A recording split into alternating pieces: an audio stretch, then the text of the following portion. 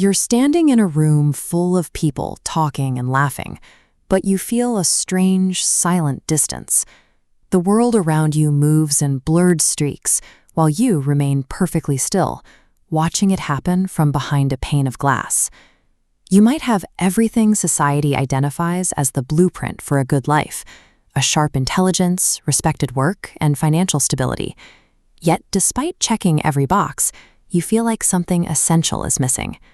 This sensation exists outside of the grief that follows a tragedy. Nothing has specifically gone wrong. You simply feel hollow, watching your own life from slightly outside it, unable to step back into the experience. This hollow sensation isn't a malfunction.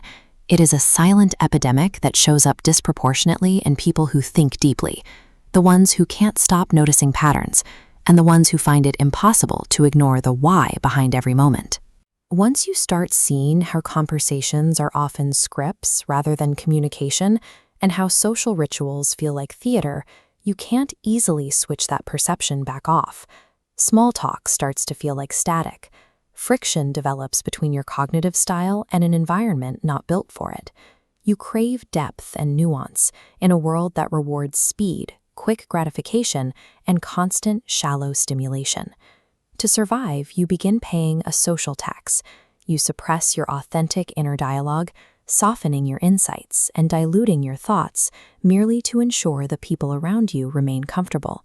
The result is a persistent form of loneliness. You end up being chronically unseen by your immediate social circles, not because you dislike people, but because surface-level connection feels like a waste of the capacity that defines you. For a deep thinker, daily social survival requires a dangerous trade. You secure external belonging by accepting an internal disconnection from your own truth. To understand the emptiness, we have to look past the social dynamics and into the brain. This internal void is the paradoxical byproduct of cognitive overabundance, the sheer exhaustion of a mind that never powers down. Neuroscientists focus on the default mode network, or DMN. This is the part of the brain responsible for self-reflection, imagination, and the act of thinking about your own thinking.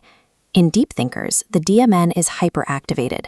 These neural nodes pulse in a constant loop, refusing to switch off even during rest, turning introspection into self-surveillance. This creates an analytical buffer zone.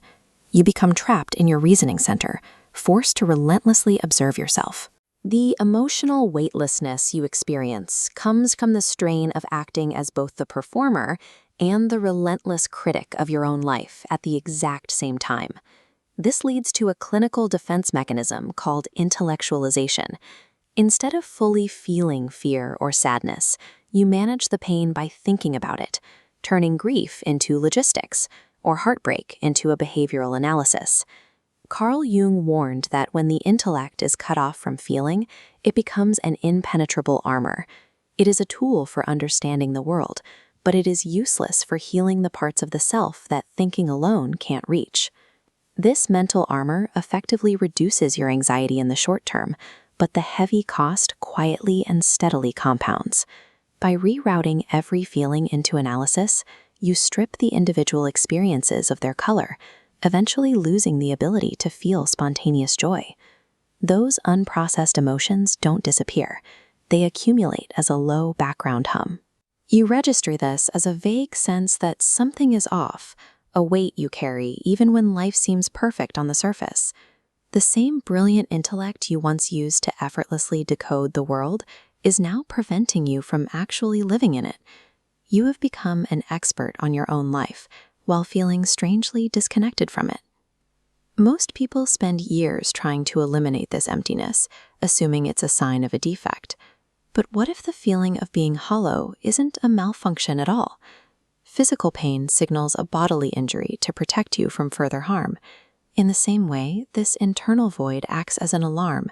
It is your psyche's active, healthy refusal to adapt to an environment it perceives as superficial or misaligned. The emptiness is not a deficit. It is a sign that your inner life has outgrown your outer one, and your mind is holding open a space for something more authentic to fill it. Zen Buddhism describes this as the empty cup. In this framework, emptiness is not a dark void, but a state of absolute, pristine openness, a cup that must be emptied before it can receive something new. The way out is not to think less, but to move towards integration. It requires letting feeling back into a process that has been run by the intellect alone, allowing yourself to experience the world without first analyzing it. Deep thinkers aren't searching for more facts, they are searching for wholeness. True wisdom emerges when you finally stop mistaking the intellectual understanding of a feeling for the act of actually living it. The emptiness was never a curse. It was a cleared space within you, perfectly prepared to finally receive and live an authentic life.